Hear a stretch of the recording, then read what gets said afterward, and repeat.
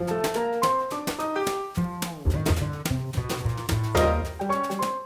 the seed for a lifetime of imagination. The Daddy Bag of Books is available at daddyandcompany.com.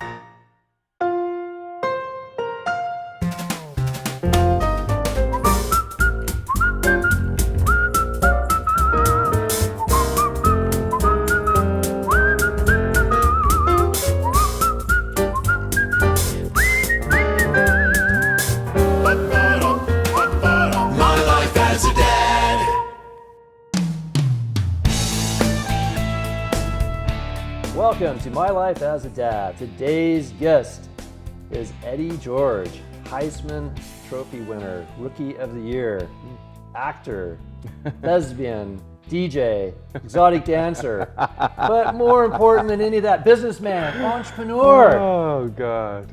But higher than that and bigger than that, a dad, the dad of two sons. We all know any man can be a father, but it takes someone special to be the dad. Welcome, Eddie. Thanks for having me. Pleasure to have you here. Yes. I love it. I love the digs, man. Like it. The helmet's going, the 27's rocking right here. Right, like that's that. right, that's right. Buckeye helmet looks good. I feel welcome. I feel at home. All right, good. And this is the man cave. Yes, I like the man cave.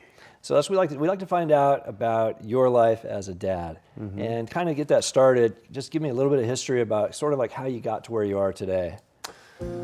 Wow, golly. I grew up I'm from Philadelphia, Pennsylvania originally. Grew up just outside of Philadelphia at Abington, was born there.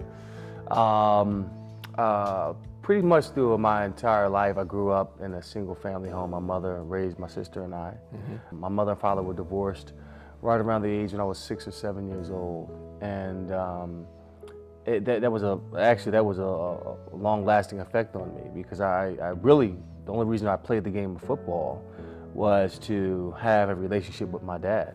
My father was a drug addict. He was heavily in the streets and in the neighborhood.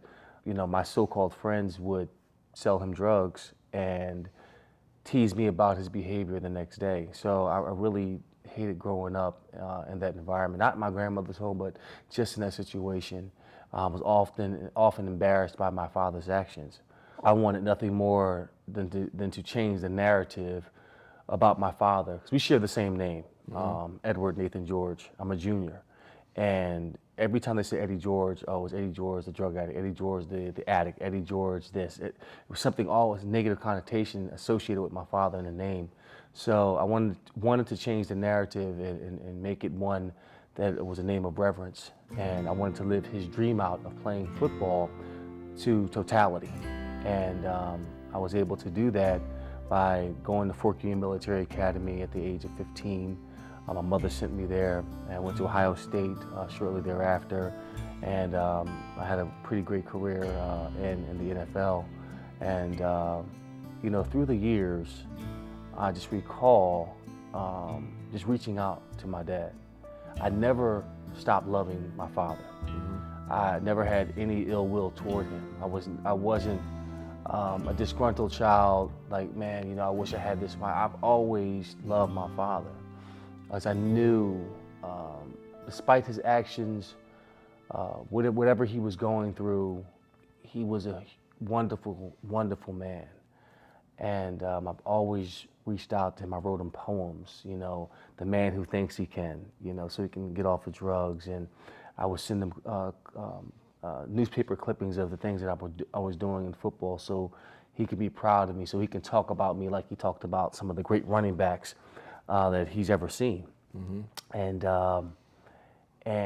it was just that time. I've always wanted my father to be there, and he was at times. I mean, it wasn't like he needed to be there 24/7, but the times that I did share with him, even when I think back on this day, he did the best that he could, going through what he was going through.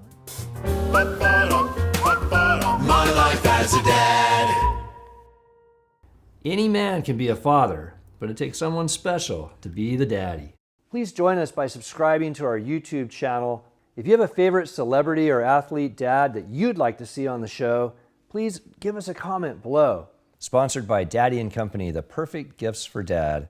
Get 15% off your next purchase at daddyandcompany.com using promo code MLAAD15.